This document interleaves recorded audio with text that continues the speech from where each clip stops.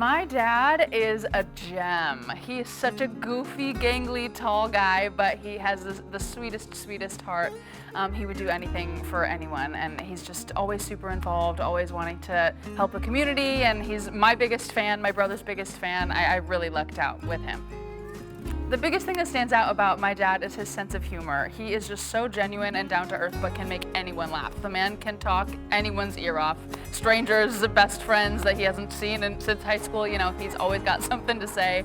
And so I just really appreciate how open he is and able to chat anyone up and just have a great time given any situation. My dad deserves an award like this because not only is he, being a good guy baseline, but he goes above and beyond to contribute. He's always volunteering. He works senior citizens dinners. He's doing way more than he needs to as a teacher, organizing field trips and all the things you can imagine. He doesn't just do what's asked of him, but he always goes one step further and tries to make it an enriching experience for the community and his students and us as a family. I've had a lot of exciting, wonderful adventures with him taking the lead, and I'm very lucky for that. I get a lot of basketball memories because that was his, tall guy identity, right? In basketball, he was that athlete guy. So I will never forget that newspaper clipping. It's around our house in 6 places of him dunking. And there's always the story where he had a full fast break, up the floor, and then went to dunk, super dramatic, and then it came out of the backboard. And he always says that was really embarrassing, so maybe not. But no, but a lot of his core memories were on the court here, and so I think it's cool that now he coaches at UV, getting to come back, especially when they play here, and you can tell that that's a sentimental place for him. He's always volunteering to Gus Bust for Gus Macker and just getting involved, singing the national anthem with me a lot of times at various events, and we've done Relay for Life, and he's the life of a party as a person, and so I think he gets excited when he can bring that to the community in a volunteer type setting and provide entertainment for things like that, and that's really, got us as a family closer to a lot of the community, which has been a really wonderful experience. Congratulations, Dad. I'm so proud of you. I'm sorry I can't be there today, but everything you've done has led you to this point, and you deserve this recognition. So I am so proud of you, and I know everyone else is as well. Love you.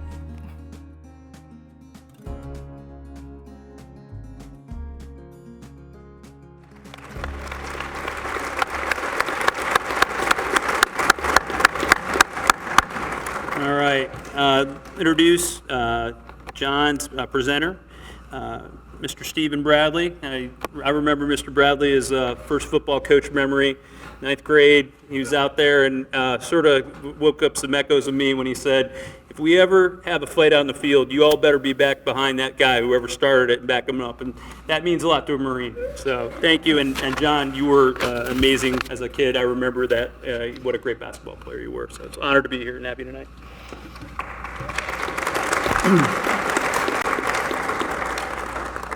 Thank you, Jamie. Wish Fred was still up here. He was my 7th grade social studies coach, teacher too. Anyway, congratulations to all of the people tonight. Some fantastic bios and some great memories. Oxford, my wife and I both have great memories and say that we were raised from pups when we came to Oxford and set the tone for the rest of our careers. But tonight it's John Jackson, and I go back to 7th grade. 7th grade basketball was when I first met John Jackson over 40 years ago. That's when I nicknamed him Magic. It was a fortuitous nickname, and I'll get to that a little bit later. He thinks it's because his game emulated Magic Johnson of the time. For me, it was a way to name 20 kids, 20 7th graders, and try to keep them straight when you had 3 or 4 Johns on the team. You had to call them something else. So he became Magic. And one thing that's not in his bio, if you read between the lines, I think you'll pick it out, is his competitiveness and his intensity. When he was in high school, I had the good fortune of practicing with the boys' basketball team. Coach Cooper would invite me in to practice, and they had a good team, and I would always play against John. He was the point guard, I would defend the point guard, numerous times catching his elbows at about my temple level. But one day, the offense wasn't going the way quite like Coach Cooper wanted it to go. And, so Don, in his, cajoling, quiet manner, called John over, who's the point guard, and said, "Jesus, Jackson, he's a foot shorter than you. Do something about it." It wasn't 15 seconds later that I was lying flat on my back with a size 13 footprint in the middle of my chest watching John dunk the ball over me. We finished that year. John was the treasurer of student council, and we went to Hands Across America. And that's where I learned two other things about John. One, that he cannot run long distances. He does have a weakness. And two, that's where I learned that he could sing. We listened and sang along with Van Halen's Jump for 3.5 hours the whole trip back from Princeton. Then we fast forward. John, I was fortunate enough, John came on to teach biology at New Berlin when I was counseling there. So we became colleagues through New Berlin and the Unadilla Valley time. And just to show you how important he was to that school over the years, you've seen the awards, but also it's a story he doesn't know. When I was administrating, in the spring you always had the administrative meeting when you talked about tenure and teachers that were up for tenure. And another former Oxford person, God rest his soul, Charlie Stratton, was the superintendent at the time, and we were discussing tenure for our teachers that year. And finally, Charlie banged his fist down and said, "Can he teach like Jackson? If he can't teach like Jackson, don't give him tenure." And that became our goal line at Unadilla Valley. We don't want them on the team if they can't teach like John Jackson.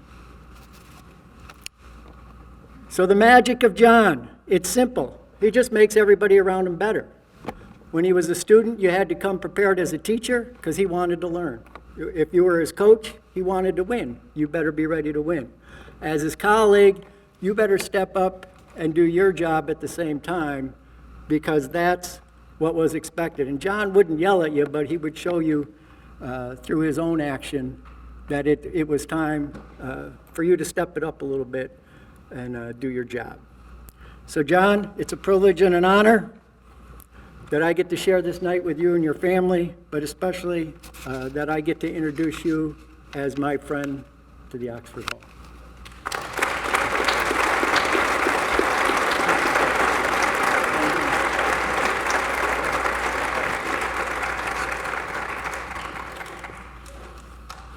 Well, thank you, sir.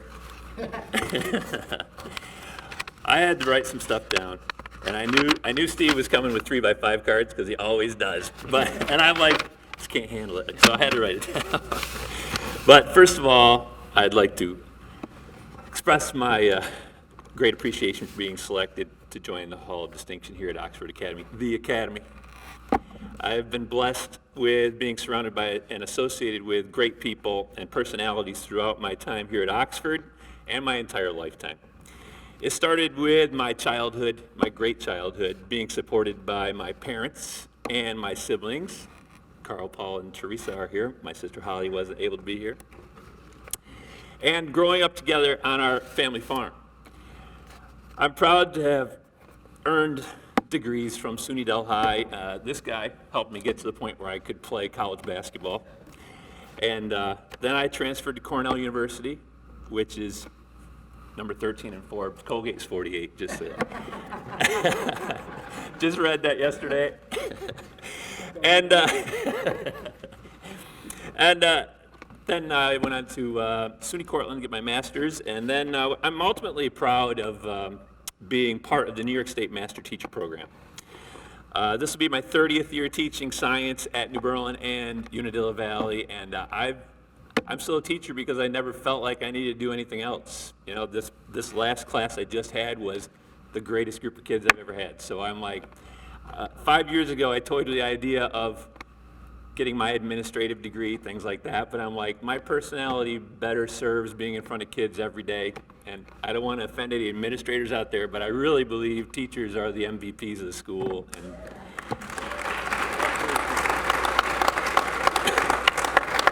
so I want to first make 2 points today. And first of all, I want to give credit and many thanks to a variety of people who have influenced my life and instilled confidence in me along the way.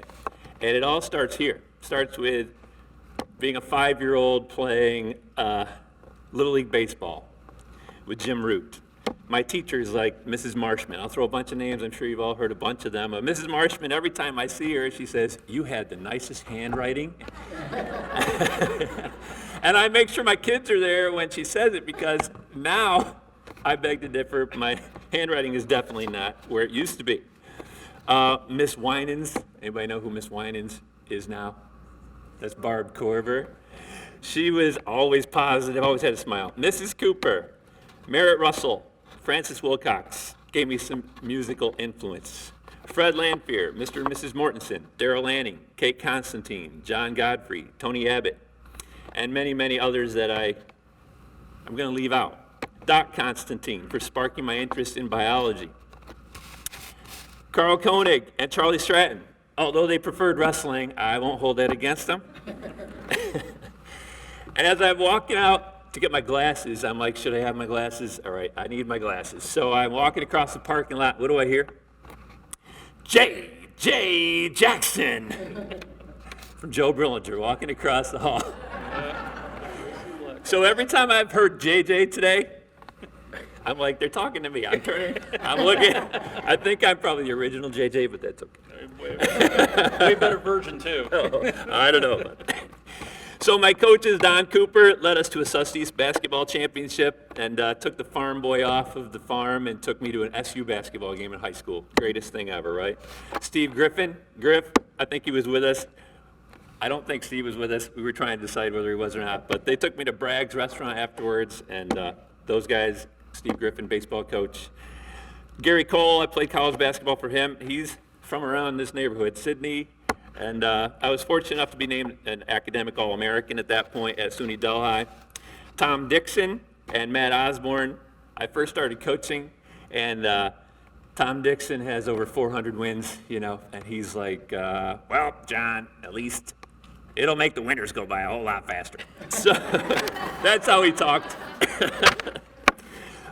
So on to, of course, Steve Bradley, the person who I have the utmost respect for. Our relationship, as he said before, started in 7th grade as a basketball coach. Yes, he nicknamed me Magic. I'm glad he didn't tell me until now that he didn't think I was like Magic Johnson. But yes, in practice, we went at it, but he made us better. I apologize for elbows and things like that.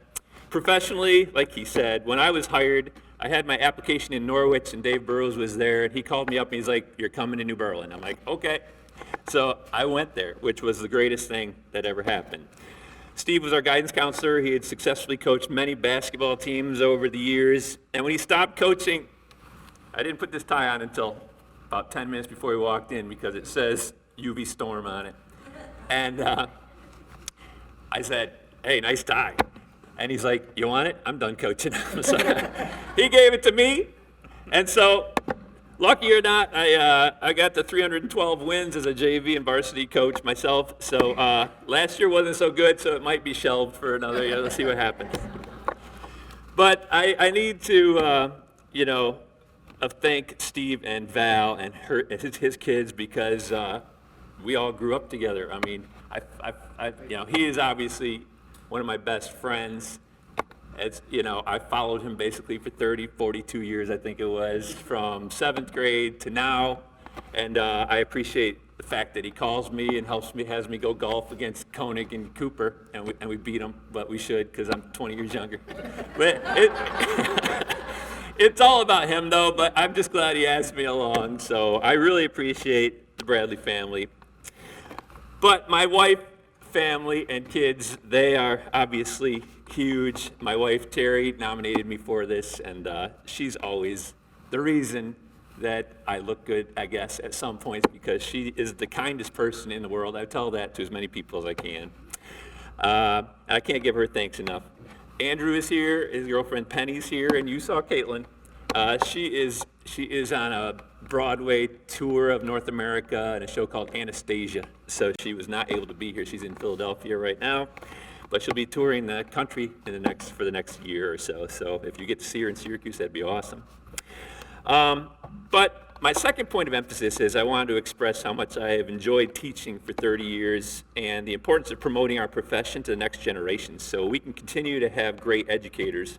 About 5 years ago, like I said, I toyed with administration, but I said I'm just going to apply to this master teacher thing. And it was a pretty rigorous application process, but I was lucky enough to get accepted. And so now I've gone around and had opportunities to speak at SUNY Oneonta, Binghamton University, and SUNY Cortland, and try to promote positive. There are some teachers that might not come in with the greatest attitude sometimes, but I try to be one of the people that shows up to those universities and says, it's a good deal. So if I reflect upon my teaching career, the energy I put into teaching is inspired by all those mentioned earlier, and I'm sure I forgot some people, I apologize. I've enjoyed being a class advisor, club advisor, coaching, started a faculty band, writing songs to sing to my students with my guitar, taking kids on 21 different whale watch trips, announcing football games, singing the national anthem, officiating baseball, basketball, being a guest speaker at graduation and honor society. But I try to tell the student teachers that I meet, I'm like, that's part of being a teacher. It's not coming in and teaching biology and going home. That's not why you become a teacher. Think about what you remember most about your high school experience. It's Steve Bradley and playing basketball. It's the Hands Across America trip. He took this farm boy off, the farm with the shorts that were way up here. I didn't know. It was fashionable back then.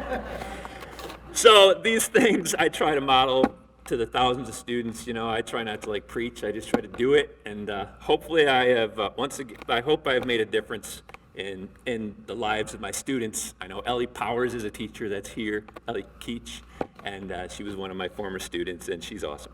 But anyway, once again, I want to thank Carl Koenig and everyone else involved in making the Hall of Distinction a success. I'm greatly honored and really appreciate this recognition, and I'm thankful for my family and friends, and you're all my whole world, so thank you very much.